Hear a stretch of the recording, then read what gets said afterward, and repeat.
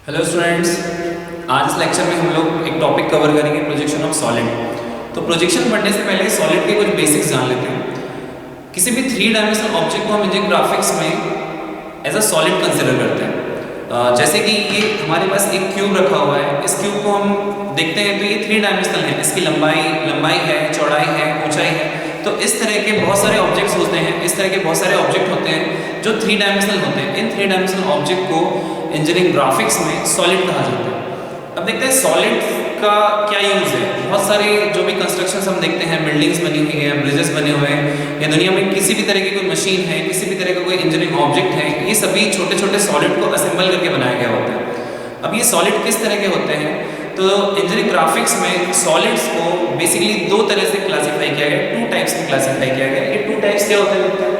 पहला टाइप होता है पॉलीहेड्रॉन्स और दूसरा टाइप होता है सॉलिड ऑफ रिवॉल्यूशन। अब देखते हैं पॉलीहेड्रॉन्स क्या होता है। पॉलीहेड्रॉन्स, पॉली का मतलब होता है मैनी, हेड्रॉन्स मतलब होता है फेसेस। तो ऐसे सॉलिड ऑब्जेक्ट्स जिसमें बहुत सारी फेसेस होती हैं वो कहलाते हैं पॉलीहेड्रॉन्स। और solid of revolution, solid of revolution ऐसे सॉलिड्स जिनको किसी प्लेन को रिवॉल्व करके बनाया गया होता है। प्लेन टू डायमेंशनल होता है। किसी भी टू डायमेंशनल प्लेन को, फॉर एग्जांपल ये हमारे पास एक प्लेन है, इस प्लेन की एक साइड को फिक्स कर दिया जाए, इसकी एक साइड को फिक्स कर दिया जाए और उस साइड के अबाउट इसको इस तरह से रोटेट किया जाए। तो ये जिस पाथ में रोटेट हो रहा है वो हमें एक कोई ना कोई ऑब्जेक्ट देगा। तो अगर हम इसको रोटेट करेंगे तो एक सिलेंड्रिकल ऑब्जेक्ट हमें मिलेगा। तो ये जो सिलेंड्रिकल ऑब्जेक्ट होता है इसमें फेसेस तो होंगी नहीं बहुत सारी, तो हम इसे पॉलीहेड्रॉन्स तो नहीं बोल सकते। इसे हम बोलते हैं सॉलिड ऑफ रिवॉल्यूशन। मतलब किसी प्लेन को एक फिक्स लाइन के अबाउट अगर रोटेट किया जाता है तो रोटेट करने पे जो ऑब्जेक्ट बनता है वो कहलाएगा सॉलिड ऑफ रिवॉल्यूशन। अभी पॉलीहेड्रॉन्स को देखते हैं। पॉलीहेड्रॉन्स को भी दो टाइप्स में क्लासीफाई किया गया है। एक टाइप होता है प्रिज्म और दूसरा होता है पिरामिड। ये नाम हम पहले भी सुन चुके हैं, लेकिन देखते हैं प्रिज्म होता क्या है। तो प्रिज्म एक पॉलीहेड्रॉन है, इस तरह का पॉलीहेड्रॉन है जिसमें बेस और टॉप दोनों होते हैं और दोनों इक्विलेटरल होते हैं। अब इक्विलेटरल का मतलब है दोनों का शेप सेम होना चाहिए। मतलब अगर बेस ट्रायंगुलर है तो टॉप भी ट्रायंगुलर होना चाहिए, बेस अगर स्क्वायर है तो टॉप भी स्क्वायर होना चाहिए, शेप दोनों का सेम होना चाहिए, प्लस साइज भी दोनों का सेम होना चाहिए। मतलब जितनी लेंथ या विड्थ जितनी नीचे है, नीचे वाले के फेस की उतना ही टॉप फेस की भी होना चाहिए। तो देखते हैं प्रिज्म में, प्रिज्म के भी बहुत सारे टाइप होते हैं। प्रिज्म में एग्जांपल देखते हैं। अगर इसके नाम कैसे क्लासीफाई किए जाए, अगर बेस ट्रायंगल है तो ये ट्रायंगुलर प्रिज्म हो जाएगा, बेस स्क्वायर है तो ये स्क्वायर प्रिज्म हो जाएगा, बेस अगर पेंटागन है तो पेंटागोनल प्रिज्म हो जाएगा। मतलब हम इनके नाम जो है वो उनके बेस के हिसाब से देखेंगे कि बेस क्या है। बेस और टॉप दोनों आपस में पैरेलल होंगे, बेस और टॉप दोनों इक्विलेटरल होंगे, शेप और साइज में सेम होंगे। तो बेस के नाम के हिसाब से अगर बेस सपोज कि बेस हेक्सागोन है तो वो प्रिज्म हो जाएगा हेक्सागोनल प्रिज्म। बेस अगर ऑक्टागोन होगा तो वो हो जाएगा ऑक्टागोनल प्रिज्म। दूसरा टाइप जो है पॉलीहेड्रॉन्स का वो होता है पिरामिड। पिरामिड में भी देखते हैं पिरामिड क्या होता है। यहाँ पर बेस तो होता है लेकिन टॉप नहीं होता। तो टॉप की जगह में क्या होता है, टॉप की जगह में एक पॉइंट होता है जहाँ पर सारी फेसेस आके कॉन्सेंट्रेट हो जाती है। इसकी जो वर्टिकल फेसेस होती हैं वो सारी आकर यहाँ पर कॉन्सेंट्रेट हो जाएगी एक पॉइंट पर। उस पॉइंट को कहा जाता है अपेक्स। तो यहाँ पर टॉप नहीं होता, बेस होता है और अपेक्स होता है। तो बेस यहाँ पर भी बहुत सारे तरह के पिरामिड्स होते हैं। अब इन पिरामिड के नाम कैसे क्लासीफाई करेंगे, इनके नाम होते हैं इनके बेस के अकॉर्डिंग। अगर बेस ट्रायंगल है तो ट्रायंगुलर पिरामिड, बेस अगर स्क्वायर है तो स्क्वायर पिरामिड, बेस अगर पेंटागन है तो पेंटागोनल पिरामिड, बेस अगर हेक्सागोन है तो हेक्सागोनल पिरामिड, बेस अगर ऑक्टागोन है तो ऑक्टागोनल पिरामिड। अब ये दोनों टाइप्स जो है प्रिज्म और पिरामिड, ये पॉलीहेड्रॉन्स के टाइप है, दोनों में डिफरेंस है।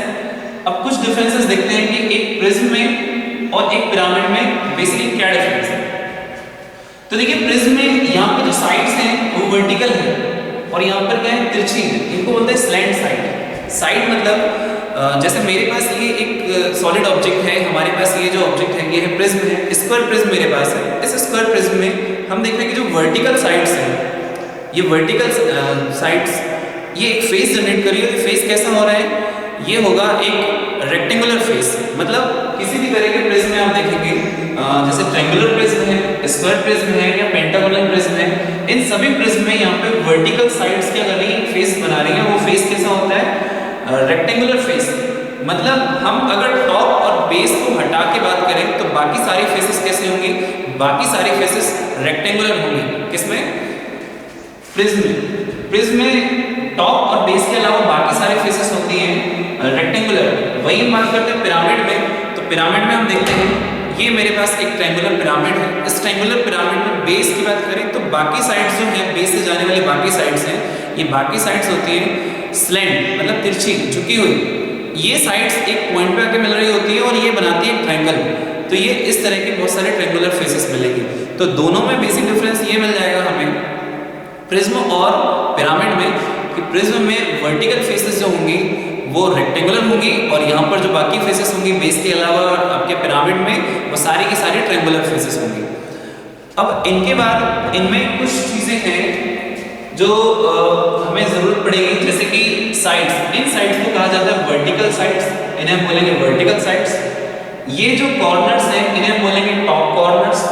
इन कॉर्नर्स को बोलेंगे बेस कॉर्नर्स। ये टॉप की साइड्स कहलाएंगी, ये बेस की साइड्स कहलाएंगी। इनमें हम बात करते हैं एक्सिस या सेंटर लाइन की। एक्सिस क्या होता है? टॉप और बेस दोनों, यहाँ पर दोनों का कोई ना कोई सेंटर होगा, दोनों के सेंटर से जाने वाली एक लाइन होती है जिसे हम बोलेंगे यहाँ पर एक्सिस। मतलब प्रिज्म में टॉप और बेस के सेंटर को मिलाने वाली लाइन को हम बोलेंगे यहाँ पर एक्सिस। वैसे ही पिरामिड में, अब पिरामिड में क्या होगा? पिरामिड में बेस तो है लेकिन टॉप नहीं है, तो बेस के सेंटर से अपेक्स को जाने वाली जो लाइन होगी, अपेक्स और बेस के सेंटर से होके जाने वाली लाइन, इसे हम बोलेंगे यहाँ पर एक्सिस। सभी पिरामिड में एक्सिस होंगे, सभी प्रिज्म में भी आपके एक्सिस होंगे। अब आगे देखते हैं solid of revolution. Solid of revolution के दो टाइप्स हैं, इसके भी बेसिक दो टाइप हैं, एक होता है सिलेंडर, एक होता है कोन। अब सिलेंडर कैसे बना है या कोन कैसे बना है?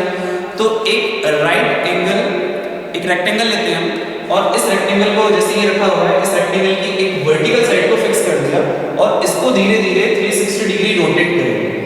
360 डिग्री रोटेट करेंगे तो हमें एक ऑब्जेक्ट मिलेगा, वो कहलाता है सिलेंडर। यहां पर देखते हैं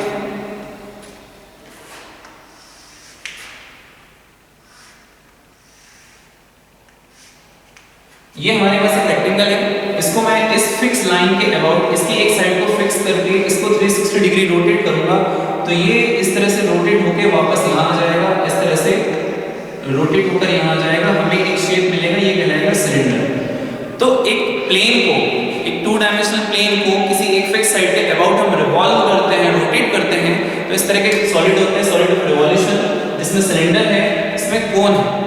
अब सिलेंडर क्या होता है? सिलेंडर में बेस और टॉप दोनों सर्कुलर शेप होते हैं, इसके कोई टाइप्स नहीं हो सकते, जैसे कि हम लोगों ने प्रिज्म में देखा है। प्रिज्म में आपके बहुत सारे टाइप्स हैं, लेकिन यहाँ पर नहीं हो सकता। सिलेंडर एक ही तरह का होता है, ऊपर और नीचे सर्कल होगा, और दोनों सर्कल आपस में पैरेलल होना चाहिए और इक्विलैटरल होना चाहिए। मतलब यहाँ पर दोनों का साइज जो है वो कैसा होना चाहिए? शेप सेम होना चाहिए। अब कोन की बात करते हैं तो कोन पिरामिड के जैसा दिखता है, लेकिन पिरामिड में क्या होती है? फेसेस बहुत सारी होती है, मैनी फेसेस होती है। यहाँ पर कोन के पास सिर्फ बेस होता है और ऊपर टॉप की जगह में एक पॉइंट होता है, उसे हम बोलेंगे अपेक्स। तो पूरा का पूरा जो सराउंडिंग सरफेस है वो आके एक पॉइंट पे कॉन्सेंट्रेट हो जाता है। कोन में बेस होगा और अपेक्स होगा। चलिए अब देखते हैं कि अगर किसी सॉलिड को किसी प्लेन से कट किया जाए तो उसका बिहेवियर कैसा होता है। जैसे ये मेरे पास एक सॉलिड है, कोन है, इस कोन को मैं एक कटिंग प्लेन से बेस के पैरेलल कट करता हूँ, या बेस से इंक्लाइंड कट करता हूँ, या बेस से परपेंडिकुलर कट करता हूँ, तो इस सॉलिड का बिहेवियर कैसा होता है, इसका नाम क्या होगा, उसके बारे में बात करते हैं। देखिए यहाँ पर हमारे पास एक सिलेंडर है, इस सिलेंडर को मैं एक कटिंग प्लेन से काट रहा हूँ और वो कटिंग प्लेन बेस के पैरेलल। अगर मैं बेस के पैरेलल कट करता हूँ तो मुझे यहाँ पर कटने के बाद में जो सेक्शन मिलेगा वो भी एक सर्कल मिलेगा, और वो सर्कल बेस सर्कल के पैरेलल मिलेगा। तो जब ये दोनों पैरेलल होंगे तो मैं इस सिलेंडर को काटने के बाद में मैं बोल सकता हूँ कि सिलेंडर ही बना है। कब? जब बेस के पैरेलल कट किया है। बात करते हैं प्रिज्म की।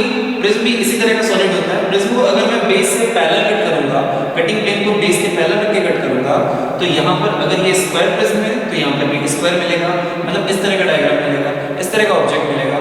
जब बेस और टॉप दोनों आपस में पैरेलल होंगे, इक्विलैटरल होंगे, तो ये वापस से प्रिज्म कहलाएगा। अगर ये स्क्वायर प्रिज्म था तो ये स्क्वायर प्रिज्म कहलाएगा, बट ये इसकी हाइट कम हो जाएगी, मतलब जितना हमने काट दिया उतना कम बचेगा। आगे देखते हैं सिलेंडर को अगर बेस से इंक्लाइन कट करें तो क्या होगा। बेस से इंक्लाइन कटिंग प्लेन से अगर मैं इसको कट करूंगा तो ये बचने के बाद जो सेक्शन बचेगा वो कैसा मिलेगा? यहाँ पर सर्कल तो नहीं मिलेगा, यहाँ पर मिलेगा एलिप्टिकल शेप। और वो इलिप्टिकल शेप जो सेक्शन होगा वो बेस के पैरेलल भी नहीं होगा, तो हम इसे सिलेंडर नहीं बोल सकते, हम इसे बोलेंगे सेक्शन ऑफ सॉलिड। इसका नाम सिलेंडर है तो हम इसे बोलेंगे सेक्शन ऑफ सिलेंडर। प्रिज्म में देखते हैं, प्रिज्म को अगर बेस के इंक्लाइन कट किया जाए, कटिंग प्लेन हम इंक्लाइन रखेंगे बेस से और कट करेंगे, तो कट करने के बाद में जो रिमेनिंग ऑब्जेक्ट होगा उस ऑब्जेक्ट का हम यहाँ पे ऊपर सेक्शन देखेंगे, तो सेक्शन हमें दिखाई देगा बेस के पैरेलल नहीं होगा, बेस से कुछ इंक्लाइन मिलेगा। तो यहाँ पर हम इसके अब वापस से प्रिज्म नहीं बोल सकते, इसे बोलेंगे सेक्शन ऑफ प्रिज्म। हमने ऊपर लिखा हुआ है यहाँ पे section of solid. Section of solid मतलब अगर ये सिलेंडर है तो ये सेक्शन ऑफ सिलेंडर, ये प्रिज्म है तो सेक्शन ऑफ प्रिज्म। यहाँ पर जब मैं पैरेलल कट कर रहा था तो वापस वही चीज मिल रही थी, मतलब अगर सिलेंडर है तो सिलेंडर मिल रहा था, प्रिज्म है तो प्रिज्म मिल रहा था। आगे देखते हैं कुछ ऐसे सॉलिड्स हैं हमारे पास जिसमें बेस तो होता है लेकिन टॉप नहीं होता, जैसे कि कोन। अब अगर कोन को मैं बेस से पैरेलल प्लेन से कट करूंगा, सेक्शन प्लेन को बेस के पैरेलल कट करूंगा, तो यहाँ पर मुझे एक सर्कुलर शेप मिलेगा, सर्कुलर शेप इस तरह से मिलेगा। अब देखिए ऊपर भी सर्कल है, बेस भी सर्कल है, तो हम इसे सिलेंडर बोल सकते हैं क्या? नहीं, हम इसे सिलेंडर नहीं बोल सकते। क्यों? क्योंकि सिलेंडर होने के लिए कंडीशन ये है कि टॉप और बेस दोनों सर्कल तो हो, साथ साथ दोनों का शेप बराबर हो, मतलब दोनों का रेडियस डायमीटर इक्वल हो। यहाँ पे दोनों सेम नहीं है, तो अब इसे क्या बोलेंगे? इसको एक नया नाम दिया गया फ्रस्टम, फ्रस्टम ऑफ सॉलिड। मतलब अगर हम इसको बेस के पैरेलल कट करते हैं तो जो ऑब्जेक्ट रिमेनिंग ऑब्जेक्ट होता है इसे हम बोलेंगे फ्रस्टम ऑफ कोन। ये कोन है इसलिए इसे हम बोलेंगे फ्रस्टम ऑफ कोन। यहाँ देखते हैं पिरामिड। अब पिरामिड को भी अगर बेस के पैरेलल कट किया जाएगा तो बेस के पैरेलल कट, ये स्क्वायर पिरामिड को बेस के पैरेलल कट किया तो यहाँ पर भी एक स्क्वायर मिला है। अब ये दोनों हो जाएंगे, दोनों ऊपर भी स्क्वायर है नीचे भी स्क्वायर, लेकिन ये दोनों का शेप बराबर नहीं है, दोनों आपस में पैरेलल तो है लेकिन दोनों आपस में बराबर नहीं है। अगर ये दोनों आपस में बराबर नहीं है तो हम इसको प्रिज्म नहीं बोल सकते, क्योंकि प्रिज्म होने के लिए कंडीशन है कि ऊपर टॉप और बेस दोनों इक्विवेलेंट होना चाहिए, इक्विलैटरल होना चाहिए, मतलब ये साइज और शेप दोनों में बराबर होना चाहिए। ये बराबर नहीं है, इसे हम बोलेंगे फ्रस्टम। और ऊपर लिखा हुआ फ्रस्टम सॉलिड, मतलब इसका नाम, सॉलिड का नाम हमारे पास क्या है? इसका नाम है पिरामिड, तो ये कहलाएगा फ्रस्टम ऑफ पिरामिड। आगे देखते हैं, अगर अभी तो बेस के पैरेलल कट किया था, अगर बेस से इंक्लाइन कट करेंगे तो क्या मिलेगा? अब देखिए बेस से इंक्लाइन अगर इसे कट करते हैं कोन को, तो यहाँ पर पहले सर्कल मिला था, अभी यहाँ पे इलिप्टिकल शेप मिलेगा। अगर ये इलिप्टिकल शेप मिला है मतलब बेस और टॉप दोनों पैरेलल नहीं है, और बेस टॉप दोनों पैरेलल नहीं है, तो इसे अब फ्रस्टम नहीं बोलेंगे। फ्रस्टम होने के लिए एक स्पेशल कंडीशन है, फ्रस्टम अब तब बोलेंगे तो बेस और टॉप दोनों का शेप बराबर नहीं हो, एक जैसा हो, मतलब नीचे सर्कल है ऊपर भी सर्कल है लेकिन दोनों आपस में पैरेलल में होना जरूरी है। यहाँ पर भी दोनों बेस और टॉप दोनों पैरेलल थे, यहाँ पर बेस और टॉप दोनों पैरेलल थे, इसलिए इसे फ्रस्टम बोला गया था। सेक्शन ऑफ सॉलिड, यहाँ सेक्शन ऑफ सॉलिड कब बोलेंगे? जब बेस से इंक्लाइन कट किया। ये कहलाएगा सेक्शन ऑफ कोन, ये कहलाएगा सेक्शन ऑफ पिरामिड, जब बेस से इंक्लाइन कट किया है तब। चलिए इन क्लासिफिकेशंस के बाद देखते हैं कुछ स्पेशल टाइप के सॉलिड्स और होते हैं यहाँ पे। वो स्पेशल सॉलिड्स क्या होते हैं? हमारे पास यहाँ पे एक स्क्वायर प्रिज्म है। स्क्वायर प्रिज्म मतलब हमने अभी तक देखा था सिर्फ बेस हमारा स्क्वायर था और टॉप हमारा स्क्वायर था, लेकिन अगर इसकी हाइट को अगर हम इसकी बेस की साइड के बराबर कर दें तो ये बन जाएगा एक इस तरह का प्रिज्म बन जाएगा। इस प्रिज्म को हम बोलेंगे क्यूब। क्यूब मतलब बेस की जितनी साइड है अगर उतनी हाइट हो जाए, बेस की दो साइड ऑलरेडी इक्वल थी अगर उतनी हाइट हो जाए, मतलब यहाँ पर इसकी जितनी भी फेसेस हैं टॉप और बेस के अलावा बाकी वाली जो फेसेस हैं जो कि रेक्टेंगुलर होती है वो भी सेम हो जाए। इसकी 6 की 6 मतलब इसमें टोटल 6 फेसेस होती है, अगर ऑल फेसेस और इक्विलैटरल हो जाए, बराबर हो जाए, शेप और साइज में बराबर हो जाए, तो इस तरह के ऑब्जेक्ट को बोलते हैं क्यूब। मतलब एक स्क्वायर प्रिज्म जिसकी हाइट उसके बेस के एक साइड के बराबर कर दी जाए वो कहलाएगा क्यूब। इसकी सारी फेसेस इक्विलैटरल होती है। वैसे ही हमारे पास यहाँ पर एक ट्रायंगुलर पिरामिड है। अब ट्रायंगुलर पिरामिड में हमें पता था कि बेस हमारा ट्रायंगल होता था और कुछ हाइट पर ये जाकर सारी साइड्स आकर यहाँ पर मिलती थी। ये जो बाकी की फेसेस थी वो भी ट्रायंगुलर होती थी। अगर ये ट्रायंगुलर फेसेस, इसकी सारी ट्रायंगुलर फेसेस बेस की फेस के बराबर हो जाए, मतलब मैं यहाँ बोलूँगी बेस की साइड और ये स्लैंट साइड अगर इक्वल हो जाए, तीनों फेस जो तीन हमारी सराउंडिंग वाली फेसेस है वो बेस के इक्वल हो जाए, इक्विलैटरल हो जाए, तो इस तरह के ट्रायंगुलर पिरामिड को हम बोलते हैं टेट्राहेड्रॉन। अब इसका नाम टेट्राहेड्रॉन क्यों है? हेड्रॉन मतलब तो फेसेस होते हैं, टेट्रा मतलब क्या होता है? हमने साइंस में पढ़ा है mono, di, tri, tetra, penta, ये एक तरह की काउंटिंग पढ़ी हमने। तो mono, di, tri, tetra, tetra use करते हैं 4 के लिए। 4 फेसेस हैं और सारी की सारी फेसेस इक्विलेटरल हैं, तो ऐसा पिरामिड जिसकी ऑल फेसेस आर इक्विलेटरल या ऐसा ट्रायंगुलर पिरामिड जिसकी ऑल फेसेस आर इक्विलेटरल, वो कहलाएगा टेट्राहेड्रॉन। टेट्रा मतलब 4 फेसेस हैं, चारों के चारों बराबर है।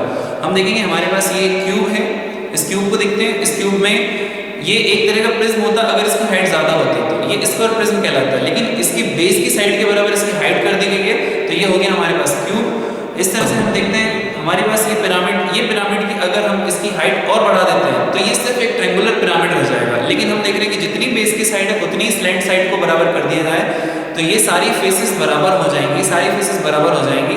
टोटल 4 फेसेस है, इसे हम बोलेंगे टेट्राहेड्रॉन। इसी के जैसा एक होता है ऑक्टाहेड्रॉन।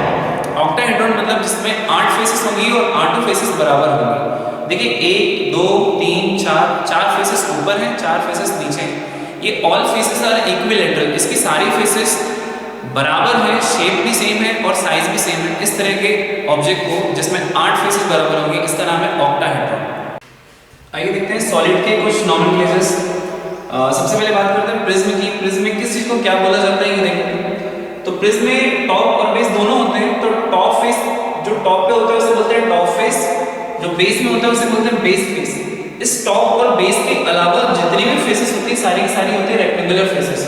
इन वर्टिकल फेसेस को कहा जाता है रेक्टेंगुलर फेस, जैसे मैंने लिखा हुआ है रेक्टेंगुलर फेस। बाकी की जो ये साइड्स होती है कहलाती है वर्टिकल साइड्स। बेस के कॉर्नर्स को हम बोलेंगे बेस कॉर्नर्स, टॉप के कॉर्नर्स को हम बोलेंगे टॉप कॉर्नर्स। इसके अलावा इसमें एक एक्सिस होता है। अब बात करते हैं पिरामिड की। पिरामिड में बेस की कुछ साइड्स हैं, बेस की साइड्स कहलाएंगे क्योंकि इसमें टॉप नहीं होता, टॉप की जगह होता है अपेक्स, इसका नाम दिया है अपेक्स। बेस का फेस है, बेस फेस, बेस साइड है, बेस कॉर्नर्स है, स्लैंट साइड। जैसे कि आपके प्रिज्म में वर्टिकल साइड्स होती है, पिरामिड में यहाँ पर तिरछी झुकी हुई साइड्स होती है, इन्हें बोलते हैं स्लैंट साइड्स। और ये सारी स्लैंट साइड आपस में मिलकर ट्रायंगल बनाती हैं। बहुत सारे ट्रायंगल्स मिलेंगे आपको। तो जो बेस होता है, बेस के अलावा बाकी सारी फेसेस ट्रायंगुलर फेस होती है पिरामिड में। इस फेस को बोलेंगे ट्रायंगुलर फेस।